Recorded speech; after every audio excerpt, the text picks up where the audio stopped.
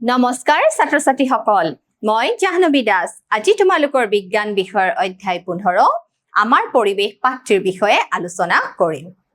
আজি আমি এই পাঠটিত কি প্ৰশ্নাৱলী আৰু অনুশীলনী দিয়া হৈছে এই গোটেইখিনি আমি শিকিম গতিকে ছাত্ৰ ছাত্ৰীসকল আহা তোমালোকলৈ প্ৰথম প্ৰশ্ন কি আগবঢ়োৱা হৈছে আমি চাওঁ চোৱা প্ৰশ্নাৱলীৰ প্ৰথম প্ৰশ্ন কিছুমান পদাৰ্থ জীৱ নিম্নীকৰণ আৰু আন কিছুমান জীৱ অনিম্নীকৰণ কিয় হয় এতিয়া এই জীৱ নিম্নীকৰণ আৰু জীৱ অনিম্নীকৰণ পদাৰ্থৰ লগত কি জড়িত হৈ আছে জানানে ইহঁতৰ বিযোজন বা পচন প্ৰক্ৰিয়া জড়িত হৈ আছে এতিয়া পৰিৱেশ আমাৰ চাৰিফালৰ যি ভৌতিক অৱস্থা গছ গছনি চৰাই চিৰিকটি বিভিন্ন কীট পতংগ আদি সকলো লৈ পেলাই বায়ুমণ্ডল জীৱমণ্ডল স্থলমণ্ডল জলমণ্ডল এই গোটেইখিনি লৈ পেলাই আমাৰ কি গঠিত হৈছে আমাৰ চৌপাশৰ পৰিৱেশ গঠিত হৈছে হয়নে নহয় আমি আমাৰ পৰিৱেশ কি কৰি ৰাখিব লাগে আমি আমাৰ পৰিৱেশ খুব ধুনীয়াকৈ ৰাখিব লাগে হয়নে নহয় আমি আমাৰ পৰিস্থিতি তন্ত্ৰ আমাৰ যি ভৌগোলিক পৰিৱেশ আছে আমি সেইবোৰ বিনষ্ট হ'বলৈ দিব নালাগে গতিকে আমাৰ পৰিৱেশৰ লগতে এই জীৱ নিম্নীকৰণ দেখিছানে বায়োডিগ্ৰেডেবল আৰু কিছুমান জীৱ অনিম্নীকৰণ নন বায়োডিগ্ৰেডেবল এই পদাৰ্থসমূহ জড়িত হৈ আছে এনেকুৱা কিছুমান পদাৰ্থ আছে যিয়ে কি কৰে জানানে যে পৰিৱেশৰ প্ৰদূষণ ঘটায় বুজি পাইছা ছাত্ৰ ছাত্ৰীসকল যিবিলাক বস্তু হয়তো পচন হ'বলৈ বিযোজন হ'বলৈ কি লাগে জানানে হাজাৰ হাজাৰ কোটি বছৰ লাগে ইহঁতে পৰিৱেশ বিনষ্টহে কৰি তোলে কিন্তু এনেকুৱা কিছুমান পদাৰ্থ আছে বা দ্ৰব্য আছে যিবিলাক কি হৈ যায় জানা পৰিৱেশৰ লগত সহজে মিলি যায় সিহঁতৰ পচন হৈ যায় তাৰ পৰা উপযুক্ত উৎকৃষ্ট সাৰহে উৎপন্ন হয় যিবোৰ আকৌ আমি কি কৰিব পাৰো মাটিৰ উৰ্বৰতা শক্তি ঘূৰাই অনাত ব্যৱহাৰ কৰিব পাৰো গতিকে এনেকুৱা পদাৰ্থবিলাককে কি বুলি কোৱা হয় জীৱ নিম্নীকৰণ বুলি কোৱা হয় আৰু যিবিলাক পদাৰ্থই পৰিৱেশৰ প্ৰদূষণহে ঘটায় সিহঁতৰ পচনে নহয় হ'লেও বহুত হাজাৰ বছৰ দিন লাগে গতিকে তেনেকুৱা পদাৰ্থবিলাকক কি বুলি কোৱা হয় জীৱ অনিম্নীকৰণ পদাৰ্থ বুলি কোৱা হয় চোৱা আমাৰ দৈনন্দিন কাম-কাজৰ বাবে আমাৰ কি হয় বিভিন্ন ধৰণৰ পদাৰ্থৰ আমি সৃষ্টি কৰি থাকো চোৱা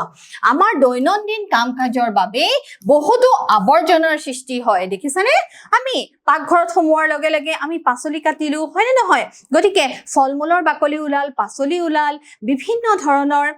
প্লাষ্টিকৰ বাচন বৰ্তনো আমি ব্যৱহাৰ কৰো সেইবিলাকো ওলাল পুৰণি হল সেইবিলাককো আমি পাকঘৰৰ পৰা আঁতৰাব লাগিব কিন্তু আমি এই যে আৱৰ্জনাসমূহ সৃষ্টি হয় গতিকে এই আৱৰ্জনাসমূহৰ মাজত আমি কি কৰিব লাগিব জানানে এই আৱৰ্জনাসমূহ আমি মিক্স কৰিলে নহব আমি কোনবোৰ আৱৰ্জনানো পৰিৱেশৰ লগত মিলি যায় কোনবোৰ আৱৰ্জনানো পৰিৱেশৰ লগত মিলি নাযায় সেই সমূহৰ বিষয়ে আমি কি হ'ব লাগিব সচেতন হ'ব লাগিব আৰু অকল আমি নিজে সচেতন হলে নহব আমি বেলেগকো ক'ব পাৰিব লাগিব যে এনেকেহে কৰিব লাগিব চোৱা এইবোৰ কিছুমান জীৱ নিম্নীকৰণ আৰু কিছুমান জীৱ অনিম্নীকৰণ হয় দেখিছানে কিছুমান যিবিলাক আমাৰ ডেইলি যি আমাৰ কাম দি আমাৰ দৈনন্দিন কাম-কাজৰ ফলত আমাৰ আৱৰ্জনা সৃষ্টি হৈ আছে সেই আৱৰ্জনাসমূহৰ ভিতৰত কিছুমান হৈছে জীৱ নিম্নীকৰণ আৰু কিছুমান হৈছে জীৱ অনিম্নীকৰণ চোৱা সাধাৰণতে আৱৰ্জনাবিলাকৰ ওপৰত পৰিৱেশত থকা অণুজীৱসমূহে কাৰ্য কৰা আৰম্ভ কৰে সাধাৰণতে আৱৰ্জনাসমূহৰ ওপৰত পৰিৱেশৰ যিবিলাক অণুজীৱ আছে বেক্টেৰিয়া আছে এই অণুজীৱ বা বেক্টেৰিয়াসমূহে কি কৰিবলৈ ধৰে কাম কৰিবলৈ ধৰে বা কাৰ্য কৰিবলৈ আৰম্ভ কৰে চোৱা অণুজীৱসমূহে উৎসেচক সৃষ্টি কৰি অণুজীৱসমূহে কি সৃষ্টি কৰি অণুজীৱসমূহে উৎসেচক সৃষ্টি কৰি কিছুমান আৱৰ্জনাত থকা জৈৱ যৌগসমূহ দেখিছানে কিছুমান আৱৰ্জনাত যি জৈৱ যৌগসমূহ আছে সেইসমূহ কি কৰে জানানে ভাঙি অজৈৱ মৌল বা কিছুমান সৰল অৱস্থালৈ ৰূপান্তৰ কৰে দেখিছা এই জটিল জৈৱ যৌগসমূহক আকৌ কি অৱস্থালৈ ৰূপান্তৰ কৰে সৰল অৱস্থালৈ ৰূপান্তৰ কৰে চোৱা অৰ্থাৎ আৱৰ্জনাৰ পচন ঘটায় দেখিছানে ইয়াকে কি বুলি কোৱা হয় আৱৰ্জনাৰ পচন বুলি কোৱা হয় সেই আৱৰ্জনাসমূহক জীৱ নিম্নীকৰণ বোলে দেখিছা যি আৱৰ্জনাসমূহৰ পচন প্ৰক্ৰিয়া সংঘটিত হয় সেই আৱৰ্জনাসমূহকে কি বুলি কোৱা হয় জীৱ নিম্নীকৰণ পদাৰ্থ বুলি কোৱা হয় কিছুমান আৱৰ্জনা আছে যিবোৰক অণুজীৱই পচন ঘটাব নোৱাৰে দেখিছানে এইটো আটাইতকৈ গুৰুত্বপূৰ্ণ কথা কিছুমান আৱৰ্জনা আছে যি আৱৰ্জনাক কিহে পচন ঘটাব নোৱাৰে কোনো ধৰণৰ অনুজীৱ বা বেক্টেৰিয়াই কি কৰিব নোৱাৰে পচন বা বিয়োজন ঘটাব নোৱাৰে তেনে পদাৰ্থকে জীৱ অনিৰ্মীকৰণ পদাৰ্থ বোলে যেনে প্লাষ্টিক আইনাৰ সঁজুলি ইত্যাদি দেখিছানে কিন্তু আজিকালি কি হ'বলৈ লৈছে আজিকালি চোন প্লাষ্টিকৰ ব্যৱহাৰ দিনক দিনে বাঢ়ি যাবলৈ ধৰিছে হয়নে নহয় সকলোবোৰ বস্তুৱে আজিকালি ঘৰৰ আচবাবে হওক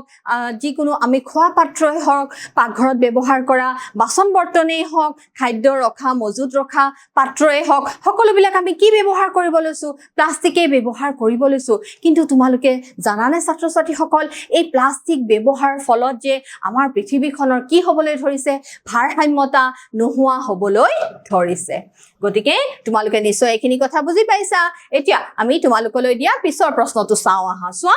জীৱ নিম্নীকৰণ পদাৰ্থই পৰিৱেশত প্ৰভাৱ পেলাব পৰা যিকোনো দুটা সম্ভাৱনাৰ বিষয়ে লিখা চোৱা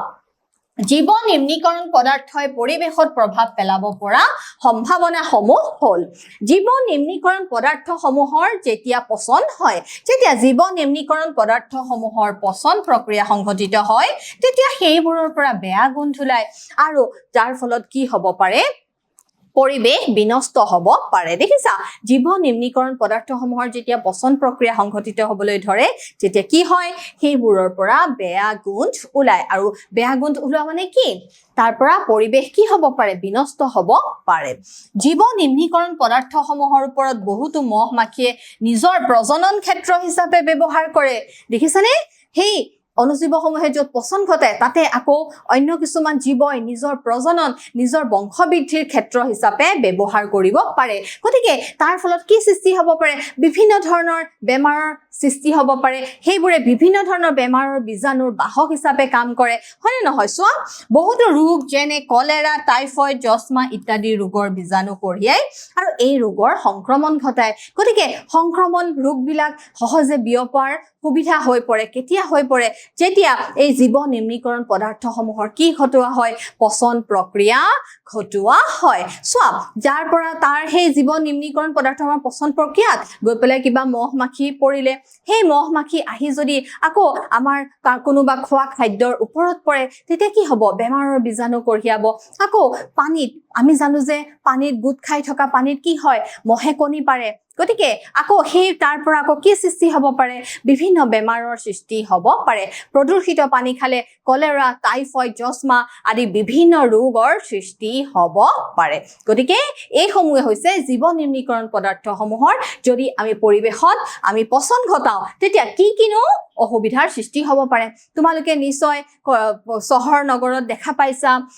যিবিলাক আৱৰ্জনা থাকে ঘৰুৱা যিবিলাক আৱৰ্জনা থাকে বা বিভিন্ন আৱৰ্জনা যদি কোনোবা চিকিৎসালয়ৰ আৱৰ্জনা এনেকে যদি কৰবাত গোট খোৱা হয় তেতিয়া আমি কাষেদি যদি পাৰ হৈ যাওঁ তেতিয়া আমি কি কৰিব লাগে তেতিয়া আমি একেবাৰে নাক বন্ধ কৰি যাব লাগে এইটো কিয় হয় কাৰণ তাত অনুজীৱসমূহে বিক্ৰিয়া কৰিবলৈ লয় ফলত তাৰ পৰা কি ওলায় তাৰ পৰা বেয়া গোন্ধ ওলায় গতিকে আমি এনেকুৱা যাতে নহয় ইয়াৰ আমি কি কৰিব লাগিব ইয়াৰ আমি উপায় উলিয়াব লাগিব বুজি পাইছা এতিয়া চোৱা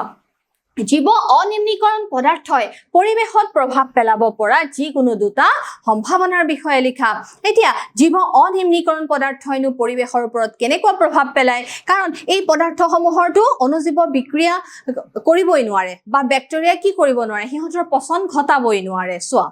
জীৱ অনিম্নীকৰণ পদাৰ্থই পৰিৱেশত প্ৰভাৱ পেলায় চোৱা বহুতো অনিম্নীকৰণ পদাৰ্থ কীটনাশক দ্ৰব্য আৰু গধুৰ ধাতু কিবা প্ৰক্ৰিয়াৰে দেখিছানে বহুতো অনিম্নীকৰণ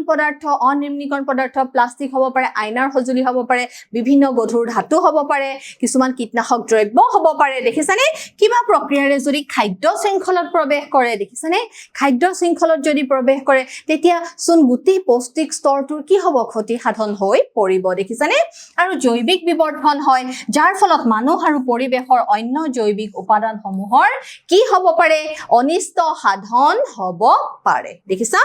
কীটনাশক দৰৱ আৰু ৰাসায়নিক সাৰে মাটিৰ উৰ্বৰতা হ্ৰাস কৰে হয়নে নহয় আজিকালি খেতি পথাৰত কি কৰিব লগা হয় বিভিন্ন ধৰণৰ কীটনাশক দ্ৰব্য ব্যৱহাৰ কৰে ৰাসায়নিক সাৰ ব্যৱহাৰ কৰে সেইবোৰ আকৌ কি হয় বৰষুণৰ পানীৰ লগত মিহলি হৈ পেলাই ক'ত যায় পানীত যায় ফলত আকৌ পানীত থকা জলচৰ জীৱৰো কি হয় ক্ষতি সাধন হয় স্থলচৰ জীৱৰটো ক্ষতি সাধন হয় লগতে আকৌ পানীত থকা বিভিন্ন জলচৰ জীৱৰো কি হয় ক্ষতি সাধন হয় আৰু তাৰ ফলত শস্যৰ উৎপাদন হ্ৰাস হ'ব পাৰে মাটি আমলিক বা ক্ষাৰকীয় হ'ব পাৰে দেখিছানে মাটি হয় বেছি খুব আমলিক হৈ যাব পাৰে বা নহয় খুব বেছি কি হৈ যাব পাৰে মাটিৰ ক্ষাৰকীয় গুণ বৃদ্ধি পাব পাৰে পিছৰ প্ৰশ্ন চোৱা পৌষ্টিক স্তৰ কি উদাহৰণ সহ এটা খাদ্য শৃংখলৰ বিভিন্ন পৌষ্টিক স্তৰৰ বিষয়ে লিখা চোৱা খাদ্য শৃংখলৰ প্ৰতিটো গঠনাত্মক আৰু কাৰ্যকৰী স্তৰকে কি বুলি কোৱা হয় পৌষ্টিক স্তৰ বুলি কোৱা হয় যি খাদ্য শৃংখল আছে হয়নে নহয় ঘাঁহক কোনে খাইছে ধৰা ছাগলীয়ে খাইছে আকৌ ছাগলীক আকৌ কোনে খাইছে উচ্চ স্তৰ জীৱ বা আমি মানুহে খাইছো বা সিংহই খাইছে গতিকে এইটো এটা কি গঠন হৈছে খাদ্য শৃংখল গঠন হৈছে গতিকে এই খাদ্য শৃংখল এনেকুৱা খাদ্য শৃংখলৰ প্ৰতিটো গঠনাত্মক আৰু কাৰ্যকৰী স্তৰকে কি বুলি কোৱা হয় পৌষ্টিক স্তৰ বুলি কোৱা হয় খাদ্য শৃংখলৰ প্ৰতিটো গঠনাত্মক আৰু কাৰ্যকৰী স্তৰকে কি বুলি কোৱা হয় পৌষ্টিক স্তৰ বুলি কোৱা হয় উদাহৰণস্বৰূপে বনাঞ্চলৰ পৰিৱেশ তন্ত্ৰৰ খাদ্য শৃংখলত থকা বিভিন্ন প্ৰকাৰৰ পৌষ্টিক স্তৰসমূহ হ'ল চোৱা বনাঞ্চল পৰিৱেশ তন্ত্ৰত উৎপাদক হ'ল সেউজীয়া গছ-গছনি আমি যদি বনাঞ্চল পৰিৱেশ তন্ত্ৰৰ কথা চিন্তা কৰো তেতিয়া তাতে উৎপাদকসমূহ কি হ'ব উৎপাদকসমূহ হৈছে সেউজীয়া গছ-গছনি হয় নে নহয় স্বপোষী উদ্ভিদ নিজৰ আহাৰ নিজে প্ৰস্তুত কৰিব পাৰে সিহঁতে কিন্তু খাদ্যৰ কাৰণে আনৰ ওপৰত নিৰ্ভৰ কৰিব লগা নহয় দেখিছা পৰিৱেশ তন্ত্ৰত উৎপাদক গতিকে উৎপাদক হৈছে সেউজীয়া গছ-গছনি সেউজীয়া গছ-গছনিক খাদ্য হিচাপে গ্ৰহণ কৰে হৰিণ বা বনাঞ্চলত থকা অন্য তৃণভোজী প্ৰাণীয়ে দেখিছানে সেউজীয়া গছ-গছনি ঘাঁহ বিভিন্ন প্ৰকাৰ উদ্ভিদ আদিবিলাকক খাদ্য হিচাপে কোনে গ্ৰহণ কৰে আদিবিলাকক খাদ্য হিচাপে গ্ৰহণ কৰে তৃণভোজী প্ৰাণীয়ে চোৱা এই প্ৰাণীসমূহক কি বুলি কোৱা হয় জানানে প্ৰাথমিক উপভোক্তা বুলি কোৱা হয় এতিয়া সেউজীয়া গছ-গছনিসমূহ হৈছে উৎপাদক হয় নে নহয় সিহঁতে খাদ্য উৎপাদন কৰে আৰু সেই সেউজীয়া গছ-গছনিক যোনে প্ৰথমে ভক্ষণ কৰে যোনে খাই জীয়াই থাকে সেই প্ৰাণীসমূহক হৰিণ বা অন্য জীৱ-জন্তু গৰু মহ ছাগলী আদিবিলাক কি বুলি কম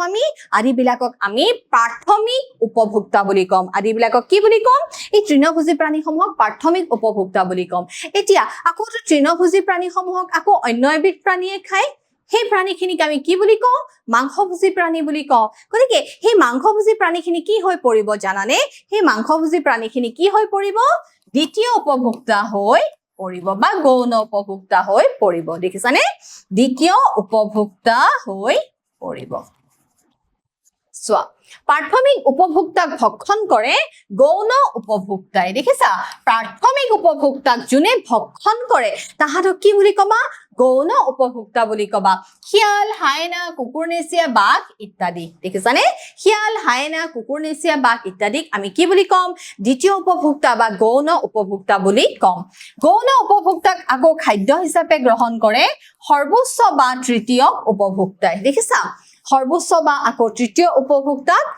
বাঘ সিংহ ইত্যাদি এই খাদ্য শৃংখলৰ উৎপাদক প্ৰাথমিক উপভোক্তা গৌণ উপভোক্তা আৰু সৰ্বোচ্চ উপভোক্তা এই সকলোবিলাককে লগ লাগি পেলাই কি গঠন হৈছে জানানে এটা পৌষ্টিক স্তৰ গঠন হৈছে এতিয়া নিশ্চয় তোমালোকে বুজি পাইছা পৌষ্টিক স্তৰ মানেনো কি দেখিছানে উপভোক্তা সকলোবোৰক লগ লাগি পেলাই কি গঠন হৈছে পৌষ্টিক স্তৰ গঠন হৈছে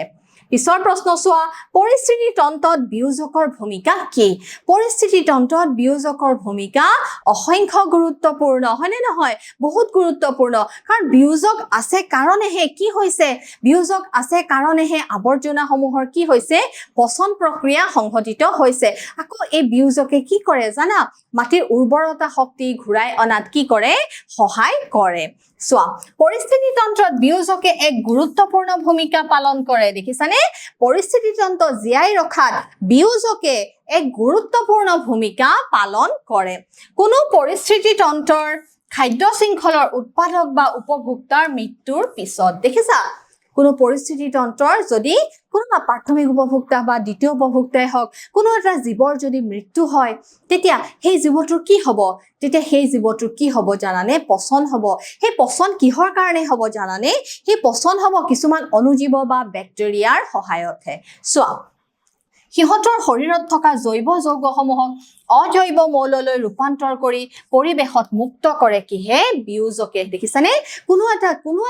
উপভোক্তা প্ৰাথমিকে হওক গৌণই হওক তৃতীয় উপভোক্তাই হওক বা সৰ্বোচ্চ উপভোক্তাই হওক কিবা এটা উপভোক্তাৰ যদি কি হৈ যায় জানানে মৃত্যু মুখত পৰে তেতিয়া সেই উপভোক্তাক যি সৰল পৰ্যায়লৈ পৰিণত কিহে কৰে পচন কোনে ঘটায় একমাত্ৰ অনুজীৱ বা বেক্টেৰিয়া সমূহে আৰু এই অনুজীৱ বা বেক্টেৰিয়া সমূহকে কি বুলি কোৱা হয় বিয়োজক বুলি কোৱা হয় বিয়োজকবোৰ হ'ল বেক্টেৰিয়া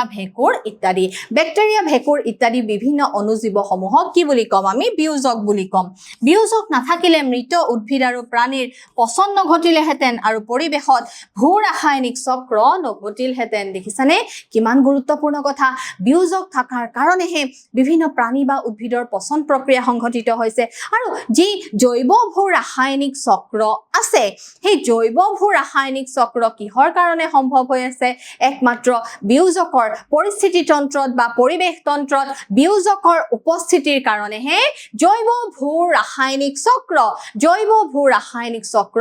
ঠিকমতে চলি আছে বুজি পাইছা ছাত্ৰ ছাত্ৰীসকল সেইকাৰণেহে পৰিৱেশত জৈৱ ভূ ৰাসায়নিক চক্ৰ নঘটিলহেঁতেন যদি এই অনুজীৱ বা বেক্টেৰিয়া ভেঁকুৰ যি বিভিন্ন বিয়োজকসমূহ আছে যদি পৰিৱেশত নাথাকিলেহেঁতেন ইয়াৰ পিছৰ প্ৰশ্ন চোৱা ওজন কি আৰু ই কোন পৰিস্থিতি তন্ত্ৰত কেনেদৰেনো প্ৰভাৱ পেলায় ওজন কি ওজনৰ সংকেতটো কি জানানে ছাত্ৰ ছাত্ৰীসকল ওজন হৈছে O3 হয়নে নহয় O3 কেনেদৰে গঠিত হৈছে অক্সিজেন O+O2 লগ লাগি পেলাই কি সৃষ্টি হৈছে ওজন গেছ সৃষ্টি হৈছে আৰু ই কোন পৰিস্থিতি তন্ত্ৰত কেনেদৰেনো প্ৰভাৱ পেলায় আমি চাওঁ আহা চোৱা ওজন হ'ল অক্সিজেনৰ এক অৱস্থা দেখিছানে ওজন হ'ল অক্সিজেনৰ এক অৱস্থা আমাৰ পৃথিৱীৰ ওপৰত যি ষ্ট্ৰেটোস্ফিয়াৰ অঞ্চল আছে সেই তৰপটোতে কি পোৱা যায় ওজন গেছ পোৱা যায় আৰু এই ওজন গেছে আমাৰ পৃথিৱীক ৰক্ষা কৰি আছে কিহৰ পৰা ৰক্ষা কৰি আছে জানানে ছাত্ৰ ছাত্ৰীসকল অতি বেঙুনীয়া ৰশ্মিৰ পৰা ইউভি ৰেডিয়েশ্যনৰ পৰা এই ওজন লেয়াৰে আমাক প্ৰটেক্ট কৰি আছে বুজি পাইছা ছাত্ৰ ছাত্ৰীসকল চোৱা তিনিটা অক্সিজেনৰ পৰমাণু লগ লাগি কেইটা অক্সিজেনৰ পৰমাণু লগ লাগি তিনিটা অক্সিজেনৰ পৰমাণু লগ লাগি কি গঠিত হৈছে ওজন গঠিত হৈছে দেখিছানে ওজন O3 গঠিত হৈছে ওজন O3 গঠন হয় বায়ুমণ্ডলৰ ষ্ট্ৰেটোস্ফিয়াৰ স্তৰত অৰ্থাৎ 18 পৰা 50 কিলোমিটাৰ হয়নে নহয় বায়ুমণ্ডলৰ বিভিন্ন স্তৰ আছে নে নাই চোৱা তাৰে 18 পৰা 50 কিলোমিটাৰ ওপৰত দেখিছানে 18 পৰা 50 কিলোমিটাৰ ওপৰত ওজন স্তৰ পোৱা যায় ওজন স্তৰে চুটি তৰংগ দৈৰ্ঘ্যৰ অতি বেঙুনীয়া ৰশ্মি দেখিছা ওজন স্তৰে চুটি তৰংগ দৈৰ্ঘ্যৰ হয়নে নহয় অতি বেঙুনীয়া ৰশ্মিৰ কি কৰিব পাৰে শোষণ কৰি ৰাখিব পাৰে আৰু পৃথিৱী পৃষ্ঠলৈ অহাত কি কৰে বাধা প্ৰদান কৰে দেখিছানে সূৰ্যৰ পৰা অহা অতি বেঙুনীয়া ৰশ্মি কেনেকৈ অতি বেঙুনীয়া ৰশ্মি চুটি তৰংগ দৈৰ্ঘ্যৰ অতি বেঙুনীয়া ৰশ্মি পৃথিৱী পৃষ্ঠলৈ আহাত কি কৰে বাধা প্ৰদান কৰে তাৰ মানে যি ইউভি ৰে আছে সেই অতি বেঙুনীয়া ৰশ্মিক ওজন স্তৰে কি কৰি ৰাখে শোষণ কৰি ৰাখে চোৱা অতি বেঙুনীয়া ৰশ্মি ইউভি ৰেডিয়েশ্যন মানুহ বা অন্য জীৱ-জন্তুৰ বাবে কি হয় ক্ষতিকাৰক হয় কাৰণ এই ইউভি ৰশ্মিৰ পৰা কি হ'ব পাৰে বিভিন্ন ধৰণৰ ছালৰ বেমাৰ সৃষ্টি হ'ব পাৰে কৰ্কট ৰোগ সৃষ্টি হ'ব পাৰে চোৱা কিছুমান অনিষ্টকাৰী ৰাসায়নিক পদাৰ্থ যেনে ক্লোৰোফ্লোৰোকাৰ্বন CFC মিথেন হয়নে নহয় CFC মিথেন নাইট্ৰজেনৰ অক্সাইড ইত্যাদি মানুহৰ দৈনন্দিন কাম-কাজৰ ফলত সৃষ্টি হয় হয়নে নহয় বিভিন্ন গাড়ী মটৰৰ পৰা ধোঁৱা ওলাইছে কাৰ্বন ডাই অক্সাইড ওলাইছে বিভিন্ন দৈনন্দিন কাম-কাজৰ ফলত বিভিন্ন ৰাসায়নিক উদ্যোগৰ পৰা উদ্যোগ কল কাৰখানা আদিৰ পৰা কি সৃষ্টি হৈছে সালফাৰ ডাই অক্সাইড সৃষ্টি হৈছে নাইট্ৰজেনৰ অক্সাইড সৃষ্টি হৈছে ক্লোৰোফ্লোৰোকাৰ্বন সৃষ্টি হৈছে মিথেন সৃষ্টি হৈছে এই সমূহৰ ফলত কি হবলৈ ধৰিছে জানানে যি ওজন স্তৰ আছে সেই ওজন স্তৰ কি হবলৈ ধৰিছে ওজন স্তৰ ধ্বংস হবলৈ ধৰিছে চোৱা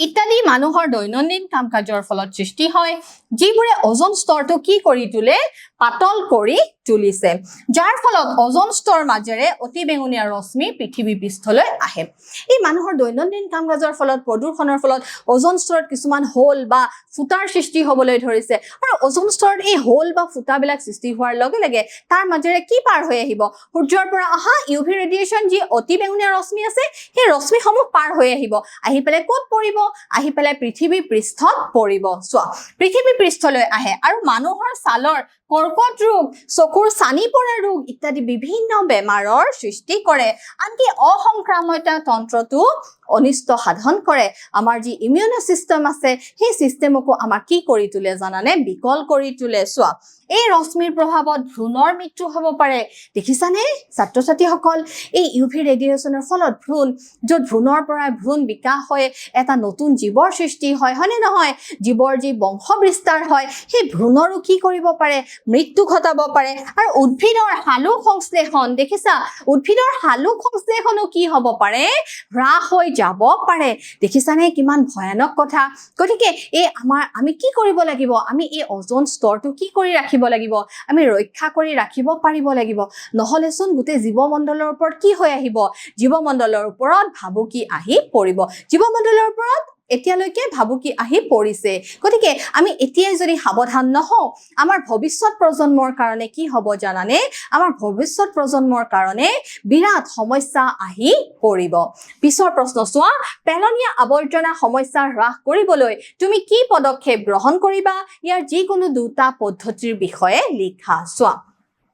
পেলনীয়া আৱৰ্জনাৰ সমস্যাটো হ'ল বৰ্তমানৰ এক ডাঙৰ সমস্যা দেখিছা আমি পেলনীয়া আৱৰ্জনানো ক'ত ৰাখিম কি কৰিম ক'ত পেলাম তাৰ কেনেকুৱা নিয়ন্ত্ৰণ কৰিম এইবিলাক আমাৰ আগত এক আজিকালি জটিল সমস্যা হৈ পৰিছে ইয়াৰ কাৰণটো কি জানানে ছাত্ৰ-ছাত্ৰীসকল কাৰণ আজিকালি খালি ঠাইৰ অভাৱ হৈ গৈছে মানুহৰ জনসংখ্যা বাঢ়িবলৈ ধৰিছে বনাঞ্চল কাটিছে হয়নে নহয় পাহাৰীয়া অঞ্চলত খেতি কৰিব লৈছে গতিকে এইবিলাকৰ কাৰণে কি হৈছে পেলনীয়া আৱৰ্জনাৰ সমস্যাটো আমাৰ কাৰণে এক জ্বলন্ত সমস্যা হ'বলৈ ধৰিছে বৰ্তমানৰ সময়ছোৱাত জনসংখ্যা বৃদ্ধি পোৱাৰ লগে লগে পেলনীয়া আৱৰ্জনাৰো পৰিমাণ বাঢ়ি গৈ আছে সেয়েহে আৱৰ্জনাৰ দ্বাৰা সৃষ্ট সমস্যাৰ সমাধান কৰিবলৈ হ'লে প্ৰথমে আমি আমাৰ জীৱন ধাৰণ পদ্ধতি আৰু আমাৰ ধ্যান ধাৰণাৰ পৰিৱৰ্তন ঘটাব লাগিব গতিকে উপায়সমূহ কাৰ হাতত আছে উপায়সমূহ আমাৰ হাততে আছে আমি অকল সেই নিয়মসমূহ কি কৰিব লাগিব পালন কৰিব লাগিব উদাহৰণস্বৰূপে বৰ্তমানে আমি সকলোৱে বহুলভাৱে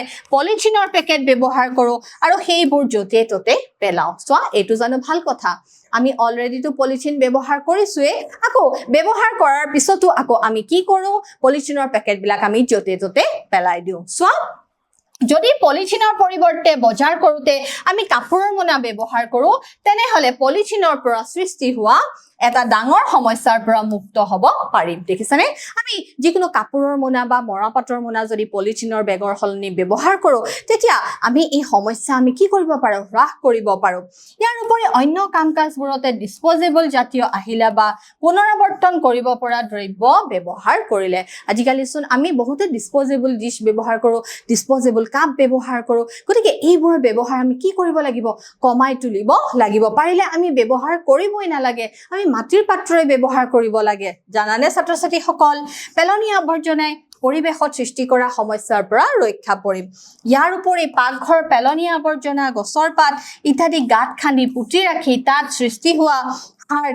কৃষি কাৰ্যত ব্যৱহাৰ কৰোঁ পেলনীয়া আৱৰ্জনাই সৃষ্টি কৰিব পৰা সমস্যাৰ পৰা কি কৰিব পাৰি ৰেহাই পাব পাৰি গতিকে এনেকুৱা ধৰণৰ আমি কি কৰিব লাগিব এনেকুৱা ধৰণৰ আমি নিয়মসমূহ পালন কৰিব লাগিব চোৱা পেলনীয়া আৱৰ্জনা নিষ্কাশন কৰিবৰ বাবে প্ৰয়োগ কৰা পদ্ধতিসমূহ হ'ল দ ঠাই পুতিবলৈ আৱৰ্জনাৰ পুনৰাৱৰ্তন পচন সাৰৰ প্ৰস্তুতকৰণ দেখিছা জৈৱ গেছ আৰু সাৰ উৎপাদন ইনচাইনেৰেশ্যন বা দহন গতিকে এই পদ্ধতিসমূহ আমি কি কৰিব লাগিব এই পদ্ধতিসমূহ আমি প্ৰয়োগ কৰিব লাগিব এতিয়া আমি চাওঁ আহা অনুশীলনীৰ কি প্ৰশ্ন তোমালোকলৈ দিয়া হৈছে অনুশীলনীৰ প্ৰথম প্ৰশ্ন চোৱা তলত উল্লেখ কৰা কোনখিনিত কেৱল জীৱ নিম্নীকৰণ পদাৰ্থহে আছে তোমাকৰ অপচন হিচাপে দিয়া হৈছে ঘাঁহ ফুল আৰু চামৰা ঘাঁহ কাঠ আৰু প্লাষ্টিক ফল মূলৰ বাকলি পিঠা আৰু টেঙাৰ ৰস পিঠা কাঠ আৰু ঘাঁহ গতিকে এই চাৰিটা অপচনৰ ভিতৰত উত্তৰটো কোনটো হ'ব ছাত্ৰ ছাত্ৰীসকল উত্তৰটো হ'ব পিঠা কাঠ আৰু ঘাঁহ কাৰণ এই পিঠা কাঠ আৰু ঘাঁহৰ ওপৰত কি কৰিব পাৰে জানানে অনুজীৱই ইহঁতৰ কি ঘটাব পাৰে পচন ঘটাব পাৰে আৰু এনেবোৰ পদাৰ্থই কি নকৰে পৰিৱেশৰ কোনো প্ৰদূষণ নকৰে চোৱা 2 নম্বৰ তলত উল্লেখ কৰা কোনখিনিয়ে খাদ্য শৃংখল গঠন কৰে ঘাঁহ ঘেঁহু আৰু আম ঘাঁহ ছাগলী আৰু মানুহ ছাগলী গৰু আৰু হাতী ঘাঁহ মাছ আৰু ছাগলী গতিকে আমি অপচন কেইটাৰ পৰা উত্তৰটো নিশ্চয় গমে পাইছো উত্তৰটো হ'ব বি ঘাঁহ ছাগলী আৰু মানুহ ই এক কি গঠন কৰে ই এক খাদ্য শৃংখল গঠন কৰে পিছৰ প্ৰশ্ন চোৱা তলত উল্লেখ কৰা বিলাকৰ কোন কেইটা পৰিৱেশ অনুকূল অভ্যাসৰ অন্তৰ্গত দোকান বা বজাৰ কৰিবলৈ যাওঁতে হাতত কাপোৰৰ মোনা লৈ যোৱা অভ্যাস অপ্ৰয়োজনীয়ভাৱে জ্বলি থকা লাইট বা চলি থকা ফেনৰ সুইচ বন্ধ কৰি ৰখাৰ অভ্যাস তোমাক মাৰা স্কুটাৰে বিদ্যালয়লৈ অনা নিয়া কৰাৰ পৰিৱৰ্তে তুমি নিজে খোজকাঢ়ি যোৱাৰ অভ্যাস ওপৰ আটাইকেইটা অভ্যাস গতিকে আমি গমেই পাইছো এই ওপৰ আটাইকেইটা অভ্যাসে কি হয় প্ৰয়োজনীয় হয় কাৰণ এইকেইটা অভ্যাসৰ ফলত কি নহয় পৰিৱেশৰ প্ৰদূষণ নহয় পিছৰ প্ৰশ্ন চোৱা কোনো এটা পৌষ্টিক স্তৰৰ সকলোবিলাক জীৱকে ধ্বংস কৰি পেলালে কি ঘটিব দেখিছানে কোনো এটা পৌষ্টিক স্তৰ যদি সকলোবিলাক জীৱকে ধ্বংস কৰি যোৱা হয় কি ঘটিব খাদ্য শৃংখলৰ কোনো এটা পৌষ্টিক স্তৰ সকলোবিলাক জীৱ ধ্বংস কৰিলে ধ্বংস হোৱা পৌষ্টিক স্তৰৰ পৰৱৰ্তী পৌষ্টিক স্তৰলৈ শক্তিৰ প্ৰবহন নঘটিব কিছানে পৌষ্টিক স্তৰত কি হয় এটা পৌষ্টিক স্তৰৰ পৰা আনটো পৌষ্টিক স্তৰলৈ কি হয় শক্তিৰ প্ৰবাহ ঘটে যদি এটা পৌষ্টিক স্তৰ কোনো এটা জীৱৰ কি হয় ধ্বংস হয় তেনেহলে পিছৰ পৌষ্টিক স্তৰলৈ কি নহব শক্তিৰ প্ৰবাহ নঘটিব আৰু সেই স্তৰৰ জীৱসমূহৰ মাজত খাদ্যৰ কি হ'ব পাৰে সংকট খাদ্য সংকট দেখা দিব পাৰে যাৰ বাবে জীৱসমূহে খাদ্যৰ সন্ধানত আন খাদ্য শৃংখললৈ কি হ'ব পাৰে যাব পাৰে দ্বিতীয়তে ধ্বংস হোৱা পৌষ্টিক স্তৰ আগৰ পৌষ্টিক স্তৰত জীৱ সংখ্যা কি হৈ যাব বৃদ্ধি পাই যাব কাৰণ পৌষ্টিক স্তৰত কি হয় খাদ্য শৃংখলৰ সকলোবিলাক জীৱই ইটোৰ সিটোৰ ওপৰত কি কৰি চলিব লগা হয় নিৰ্ভৰ কৰি চলিব লগা হয় মুঠতে সেই নিৰ্দিষ্ট খাদ্য শৃংখলৰ কি হ'ব ভাৰসাম্যতা নোহোৱা হ'ব গতিকে কোনো এটা পৌষ্টিক স্তৰ যদি জীৱসমূহৰ ধ্বংস হয় তেনেহলে গোটেই খাদ্য শৃংখলটোৰ ওপৰতে কি আহি পৰিব গোটেই খাদ্য শৃংখলটোৰ ওপৰতে বিৰূপ প্ৰভাৱ দেখা দিব ধৰা হ'ল বনাঞ্চলৰ পৰিৱেশ তন্ত্ৰৰ খাদ্য শৃংখলৰ পৰা যদি প্ৰাথমিক উপভোক্তা তৃণভোজী প্ৰাণী নোহোৱা হৈ যায় যদি তৃণভোজী প্ৰাণী নোহোৱা হৈ যায় তেতিয়া মাংসভোজী প্ৰাণীয়ে কি প্ৰাণী খাই জীয়াই থাকিব তোমালোকে চিন্তা কৰাচোন ছাত্ৰ ছাত্ৰীসকল তেতিয়াতো মাংসভোজী প্ৰাণী তেতিয়া কি হ'ব সিহঁতৰ আহাৰেই নাথাকিব হয়নে নহয় চোৱা তেনেহলে গৌণ উপভোক্তাই খাদ্য সংকটত ভুগিব পাৰে দেখিছানে গৌণ উপভোক্তাৰ কাৰণে তেতিয়া খাদ্য নোহোৱা হৈ যাব আৰু উৎপাদকৰ সংখ্যা বৃদ্ধি পাব পাৰে দেখিছানে তেতিয়া সেউজীয়া গছ-গছনি যি উৎপাদক আছে যদি তৃণভোজী প্ৰাণীয়ে নাথাকে তেতিয়া উৎপাদকৰ সংখ্যা কি হৈ গৈ থাকিব উৎপাদকৰ সংখ্যা বৃদ্ধি পাই গৈ থাকিব পিছৰ প্ৰশ্ন চোৱা বেলেগ বেলেগ পৌষ্টিক স্তৰৰ পৰা সকলোবিলাক জীৱক ধ্বংস কৰিলে প্ৰত্যেক পৌষ্টিক স্তৰৰ ফলাফলৰ সৈতে একেদৰে প্ৰভাৱ পৰিবনে পৰিস্থিতি তন্ত্ৰৰ কোনো বিঘিনি নোহোৱাকৈ যিকোনো এটা পৌষ্টিক স্তৰ সকলোবিলাক জীৱক আমি আঁতৰাব পাৰিমনে চোৱা বেলেগ বেলেগ পৌষ্টিক স্তৰৰ পৰা সকলোবিলাক জীৱক ধ্বংস কৰিলে প্ৰত্যেক পৌষ্টিক স্তৰৰ ফলাফলৰ সৈতে কি হ'ব জানানে একে প্ৰভাৱ পৰিব ধৰা হ'ল যিকোনো খাদ্য শৃংখলৰ পৰা উৎপাদকখিনি ধ্বংস কৰা হ'ল দেখিছানে যদি এটা খাদ্য শৃংখলৰ পৰা উৎপাদকখিনিয়ে ধ্বংস কৰে তেতিয়া কি হৈ যাব প্ৰাথমিক উপভোক্তাৰ ক্ষেত্ৰত কি হ'ব প্ৰাথমিক উপভোক্তা অৰ্থাৎ তৃণভোজী প্ৰাণীৰ খাদ্য নোহোৱা হ'ব যদি তৃণভোজী প্ৰাণীয়ে নাথাকে তেনেহলে তাৰ পিছৰ উপভোক্তা গৌণ উপভোক্তাই কি খাই জীয়াই থাকিব তৃণভোজী প্ৰাণী নাথাকে তেনেহলে মাংসভোজী প্ৰাণীৰ মাজত খাদ্য সংকট আহি পৰিব যেহেতু খাদ্য শৃংখলৰ প্ৰতিটো পৌষ্টিক স্তৰৰ এটা আনটোৰ খাদ্যৰ উৎস সেয়ে প্ৰতিটো স্তৰতে কি পৰিব একে ধৰণৰ প্ৰভাৱে পৰিব চোৱা পৰিস্থিতি তন্ত্ৰৰ কোনো বিঘিনি নোহোৱাকৈ যিকোনো এটা পৌষ্টিক স্তৰ সকলোবিলাক জীৱক আঁতৰাব নোৱাৰে দেখিছানে কাৰণ প্ৰতিটো জীৱই ইটো এটা আনটোৰ ওপৰত কি হৈ থাকে নিৰ্ভৰ কৰি থাকে কোনো এটা স্তৰৰ জীৱক আঁতৰালে খাদ্য শৃংখলত বা পৰিস্থিতি তন্ত্ৰৰ ভাৰসাম্যতা নোহোৱা হৈ পৰিব দেখিছানে কোনো এটা খাদ্য শৃংখলৰ যদি কোনো এটা জীৱক আঁতৰাই দিয়া হয় তেতিয়াহ'লে গোটেই পৰিস্থিতি তন্ত্ৰটোৰে ভাৰসাম্য কি হৈ যাব নোহোৱা হৈ যাব পিছৰ প্ৰশ্ন চোৱা জৈৱিক বিবৰ্ধক বুলিলে কি বুজা পৰিস্থিতি তন্ত্ৰৰ বেলেগ বেলেগ স্তৰত ইয়াৰ প্ৰভাৱ বেলেগ বেলেগ হ'বনে চোৱা খেতি পথাৰৰ শস্যৰ বেমাৰ আৰু কীট পতংগৰ পৰা ৰক্ষা পাবলৈ প্ৰয়োগ কৰা কীটনাশক আৰু অন্যান্য ৰাসায়নিক পদাৰ্থবিলাক আমাৰ অজ্ঞাতে খাদ্য শৃংখলৰ যোগেদি আমাৰ দেহত প্ৰৱেশ কৰে দেখিছানে আমাৰ অজ্ঞাতে এই ৰাসায়নিক দ্ৰব্যসমূহ আমাৰ শৰীৰত প্ৰৱেশ কৰে এই ৰাসায়নিক পদাৰ্থসমূহ খাদ্য শৃংখলৰ বিভিন্ন পৌষ্টিক স্তৰত গোট খাই থাকে আৰু ক্ৰমান্বয়ে এইবোৰৰ পৰিমাণ বৃদ্ধি পায় যেহেতু যিকোনো খাদ্য শৃংখলৰ একেবাৰে শীৰ্ষত মানুহ থাকে দেখিছানে যিকোনো খাদ্য শৃংখলৰ একেবাৰে শীৰ্ষত মানুহ থাকে গতিকে মানুহে বেছি পৰিমাণৰ জীৱক ভক্ষণ কৰে বুজি পাইছা ছাত্ৰ ছাত্ৰীসকল গতিকে মানুহে বেছি পৰিমাণৰ জীৱক ভক্ষণ কৰে তোমালোকৰ প্ৰশ্নটো সুধিছে জৈৱিক বিবৰ্ধক বুলিলে কি বুজা পৰিস্থিতি তন্ত্ৰৰ বেলেগ বেলেগ স্তৰত ইয়াৰ প্ৰভাৱ বেলেগ বেলেগ হ'বনে চোৱা খেতি পথাৰৰ শস্যৰ বেমাৰ আৰু কীট পতংগৰ পৰা ৰক্ষা পাবলৈ প্ৰয়োগ কৰা কীটনাশক আৰু অন্যান্য ৰাসায়নিক পদাৰ্থবিলাক যে আমাৰ অজ্ঞাতে আহি পেলাই আমাৰ দেহত প্ৰৱেশ কৰেহি তাকে কি বুলি কোৱা হয় জৈৱিক বিবৰ্ধক বুলি কোৱা হয় চোৱা এই ৰাসায়নিক পদাৰ্থসমূহ খাদ্য শৃংখলৰ বিভিন্ন পৌষ্টিক স্তৰত গোট খাই থাকে আৰু ক্ৰমান্বয়ে এইবোৰৰ পৰিমাণ বৃদ্ধি পায় আৰু যিহেতু এই যিকোনো খাদ্য শৃংখলৰ একেবাৰে শীৰ্ষত মানুহ থাকে গতিকে মানুহে বেছি পৰিমাণৰ জীৱকে কি কৰে ভক্ষণ কৰে যাৰ ফলত মানুহৰ শৰীৰত এনে বিষাক্ত পদাৰ্থৰ পৰিমাণ বেছি হয় এই পৰিঘটনাটোকে কি বুলি কোৱা হয় জৈৱিক বিবৰ্ধক বুলি কোৱা হয় পৰিস্থিতি তন্ত্ৰৰ বেলেগ বেলেগ স্তৰত জৈৱিক বিবৰ্ধক বেলেগ বেলেগ হ'ব যাৰ ফলত প্ৰভাৱো কি নহয় যাৰ ফলত প্ৰভাৱো একে নহয় ইয়াৰ পিছৰ প্ৰশ্ন চোৱা আমি সৃষ্টি কৰা জীৱ অনিম্নীকৰণ পদাৰ্থবিলাকৰ পৰা আমাৰ কি কি সমস্যা হ'ব পাৰে